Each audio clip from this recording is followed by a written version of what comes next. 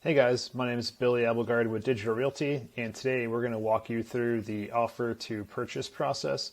So this is going to be an overview of the documentation that has to be put together for a buyer to formally submit an offer to a seller.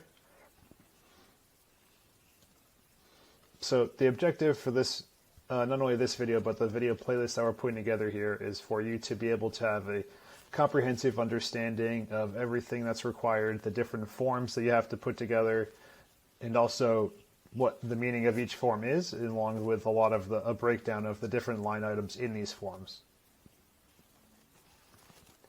So as an overview of the offer to purchase process, it's composed of a couple different forms generally. Again, not necessarily every time, but this is a general view for this. So in the first video, which is this one that you're watching right now, is an introduction to the different types of forms required. The first one we're going to cover is the offer to purchase real estate form. The second one is the offer to purchase contingency addendum, and this is where we'd go through a couple different types of contingencies. The Massachusetts consent to designated agency form, the lead notification form, and then finally the buyer pre-approval. And so again, this is the introduction video. So what that means is we're just going to quickly go through at a high level the different types of forms involved and the significance of them to the process overall. In the subsequent videos that we're going to be putting together and you'll be able to view in this video playlist, we're going to do a much deeper dive into each of these forms. So if you're not following everything completely, no problem. Stay tuned. We're going to have that covered in the next videos. So this is the offer to purchase real estate form. And again, before we even jump into this too much, I just want to clarify that this is specifically for forms that are submitted to sellers in the state of Massachusetts. Every state has different variations of either this form or similar ones. Like in Massachusetts, you have an offer to purchase and then a purchase and sale agreement. In other states like New Hampshire, you don't have this additional offer to purchase form and you just basically go straight to the purchase and sale agreement.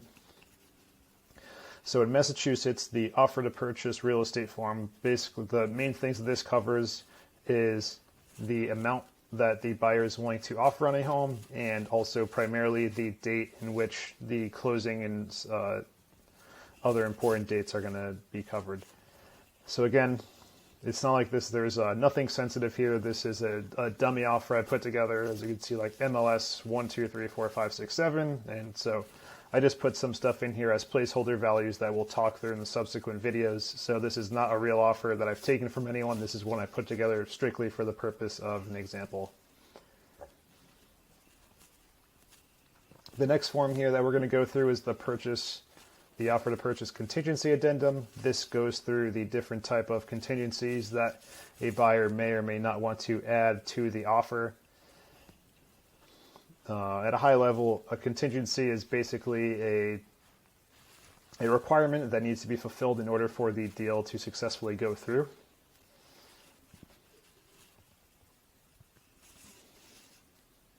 And then this doesn't necessarily go with the offer, but this is a form that everyone should be familiar with as well. This is a mandatory form, which is the licensee and consumer relation disclosure form.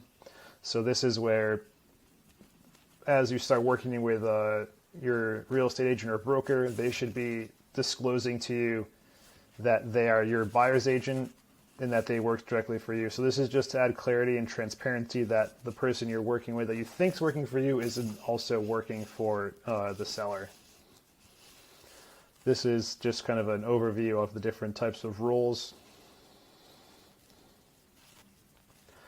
Then there's also the Massachusetts consent to designated agency form. Again, kind of similar, but this is more of the legally binding document, just making sure that it's clear to all the role of the agent and the consumer in this circumstance. The next one that we're going to cover is the lead notification form. This is required for any property that was built prior to 1978, and essentially the overview of this form is for sellers to provide any information they have about if the home has the presence of lead on the property. Again, this is required by law. So if you don't see this form, it means either the house was built after 1978 or something's askew, and you have to look into that further with your agent. And the last thing we're going to cover just in this introduction video is the pre-approval letter. This is required to show that the buyer has the ability to purchase a house. So for example, this shows that our person, Digital Dave, can buy a home up to $750,000. So you can't make an offer on a home worth $2 million because according to the bank's pre-approval process, you just simply can't afford that. And so that's pretty much all we had here, guys. Again, this is just the introduction video, really cursory overview of all these different types of forms required to submit an offer to purchase to a seller. And feel free to stay tuned for the subsequent videos, and we look forward to teaching you more in those.